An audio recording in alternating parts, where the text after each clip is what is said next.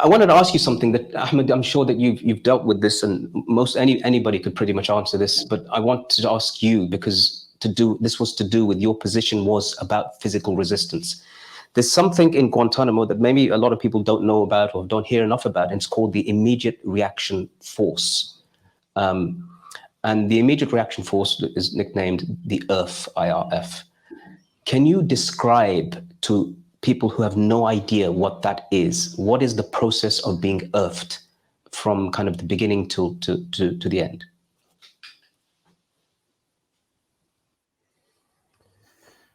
I would answer that question. I just want to go back to Shakir, because I forgot to mention, and it's very important. It's a very little short story that Shakir and I were in the same isolation block, which means the general and the professor are in the same cell block. So I want to tell you a little story. Uh, I was taken to this cell block, and I found Shakir already doing this hunger strike. And Shakir was very, very powerful when it comes to hunger strike. I didn't know how he could do it. I was very weak. I couldn't do it, but he was very, very strong. And they put me there, and they took away everything. The blanket, the isomat, and my clothes, everything. And they left me there with nothing in my cell, naked and extremely cold. And he told me that you're going to stay in this position for 30 days. So I was punished for 30 days in the same cell block as Shakir, and it was isolation block. So Shakir was already on a hunger strike. So when he knew that I had no blanket, no clothes, no nothing, and he says, we have to do something to help Ahmed get his stuff back. So he told the other guys, the other prisoners, I want you to eat for like 1 or 2 days. He said, just eat. And after those 2 days, he said, I want you to start a new hunger strike.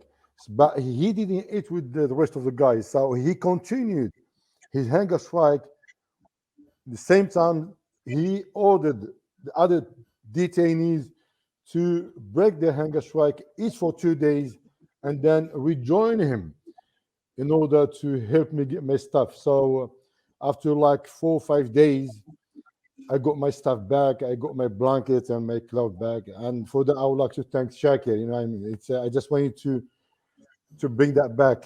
I don't know whether he remembers that or not. And it was a good thing that the general and the professor were on the same isolation block. You know what I mean? So he was leading on the isolation block.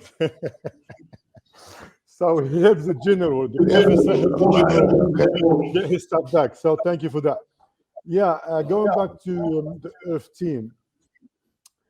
The Earth team, as you know, it's Could be consisting of sorry, if you could be a little bit brief, because we want to get on to sure. Q&A straight after this. Yeah.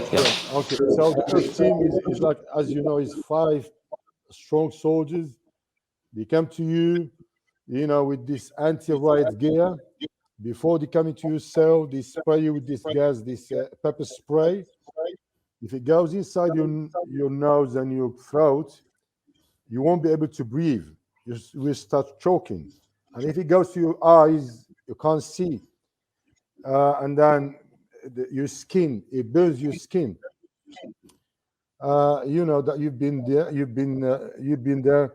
And, if you refuse to obey any orders from the guards, they had the power and they had the authority to come in anytime and bring inside your cell and beat you up after spraying you with that gas. And that happens, many, many, many times to me and to the rest of the prisoners, as you know.